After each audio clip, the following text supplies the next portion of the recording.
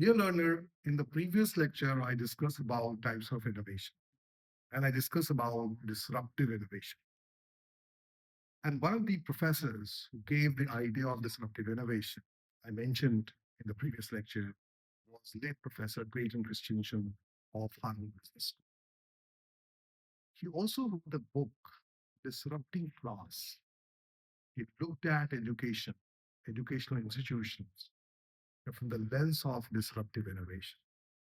And what he's trying to say in his research is that the educational institutions are apt for disruption. The reason being, the way education is constructed in the colleges and schools right now is on the industrial model. The industrial model is that you put all the students of the same age in the same class with one faculty member, and he or she teaches the same material to all 50, 60, or 30 students. They may be of different, they may have a different requirement. The faculty in this model teaches the same material in the same way to everyone, you know. And then there are standardized tests.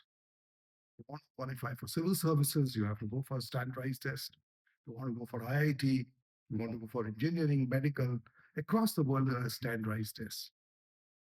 Now, that's not how students learn. Students learn at their own pace. Students learn with their own interests. Students learn with the encouragement from faculty members. The faculty member should not be bounded too much with the matrix of, of completing a topic in certain way or in certain number of hours. We have got a model from Finland. Finland schools are considered to be the best in the world, and they follow a very different model. Remain with the great Christians, and he said that disruption in education will come with a contradiction. The students are looking for personalized education, a personalized model. But at the same time, schools and the colleges are giving a very standardized model. And he's saying that this is not going to continue for too long. The technology, the new firms, the new institutions will bring in personalized, relevant education of the students. That's where the disruption may happen. And if the cost is low, I think the existing education institutions will have a tough time. They may survive because of the brand name, because of the degree which is required to progress socially or to progress, economically. But many of the companies in the world are not looking for those degrees. And they're looking at the experience the student has in solving the problem or the skill sets which they can solve the problem for the company. Tesla is one of them. Tesla is not looking at the credentials from the best universities in the world, but is looking for the skill sets. And there are many companies in the world which are doing that.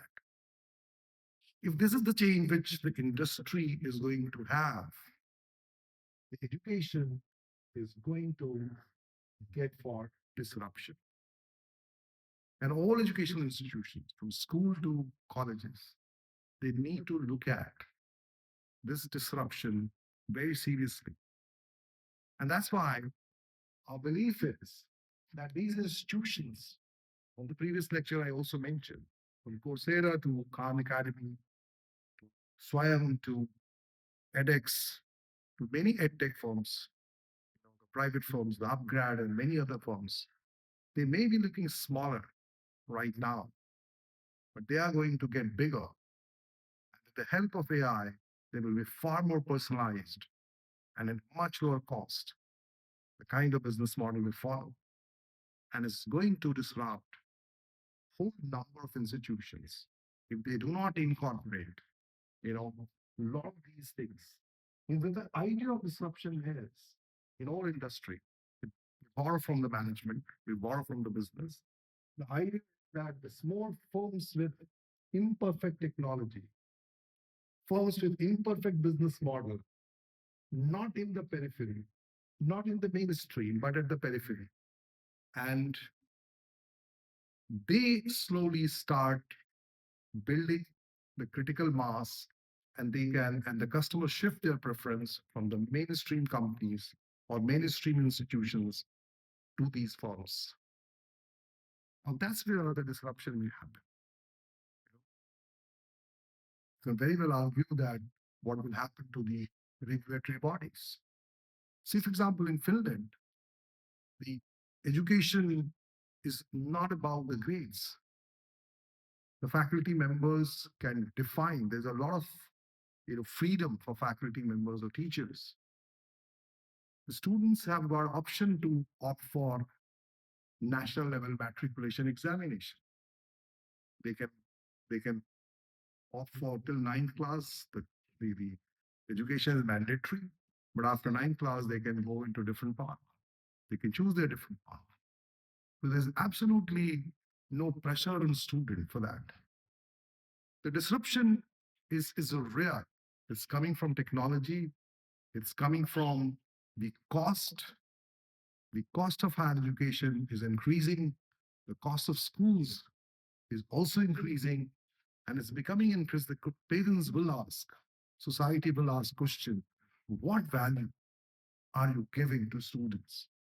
You know, so that he becomes a problem solver. He becomes a critical thinker. He acquires, skills which are required for 21st century. You know, and what is the cost? This cost and outcome ratio disrupt, if not properly managed, will disrupt many of the institutions in education sector, from schools, colleges to universities. So disrupting education, what is the alternative? We have we have identified the problem of personalized tutoring, the problem of standardization. Can both be matched? Can both be achieved?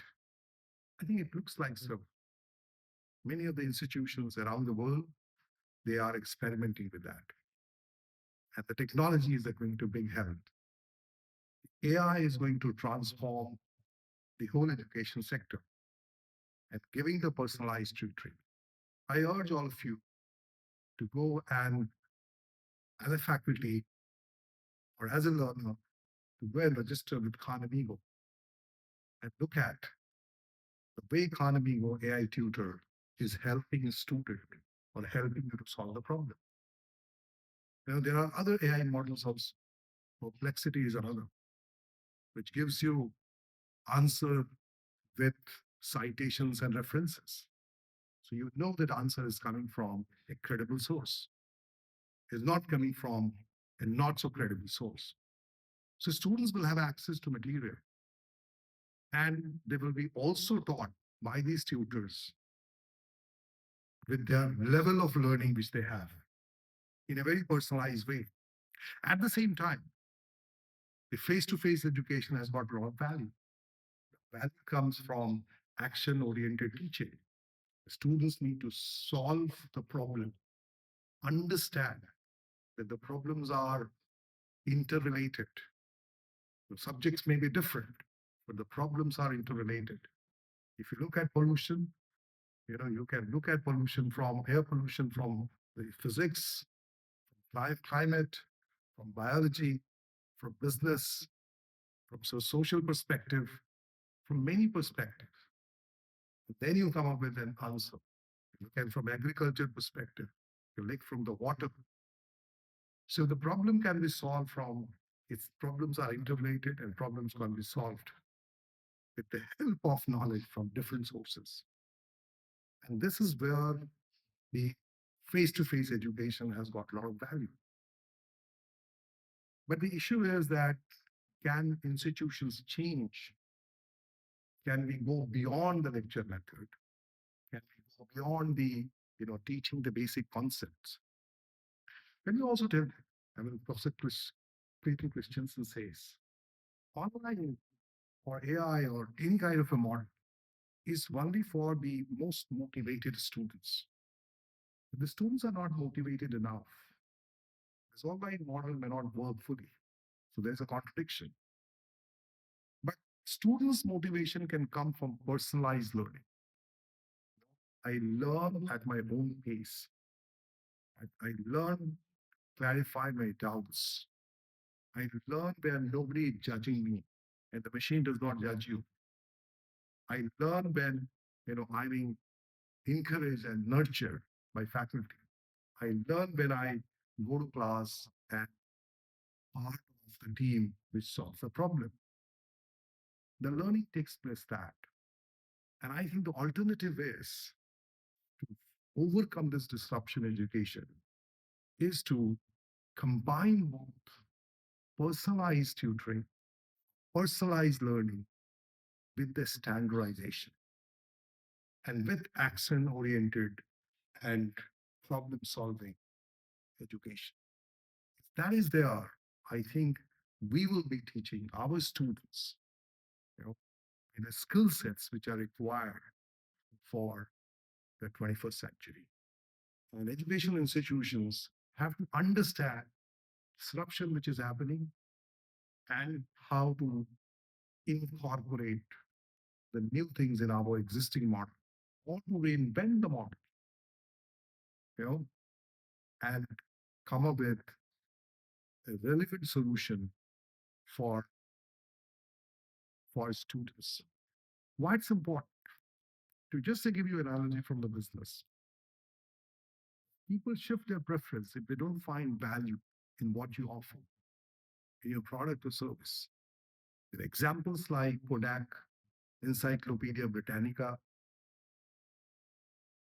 and Nokia phones, they were all global companies with great market share, with great profitability.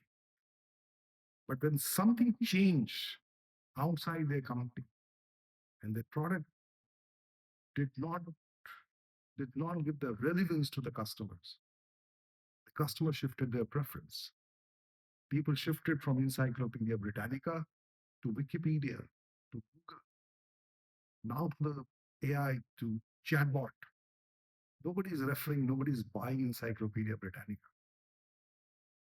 Now, if you do not reinvent, if you do not go on, you're adding the new features, you become irrelevant for the customers. The customer will shift their preference. It has happened to one company, it has happened to one organization, it will happen to another also. That's a fact of life. This is what disruptive innovation is all about. It's very difficult for established institutions to overcome disruption. They first have to be mindful of the disruptions which are happening around them. And they have to also do the experiments. Be open to experiments. Be open to shift to their model if it is required. A new model. Say, for example, if you look at Kodak, the Kodak engineers invented digital camera, but the Kodak management did not want to,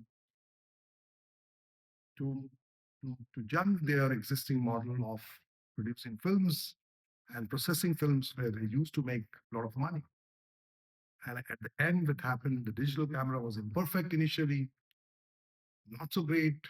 Slowly, the technology improved. Prices also came down.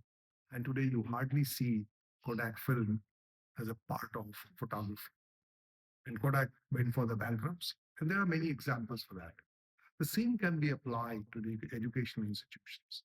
There are many educational institutions that may become irrelevant if they stick to the industrial model of putting large number of students in the same class and with one faculty member and without any aid to technology or personalized offering to student. I think you will have a serious problem.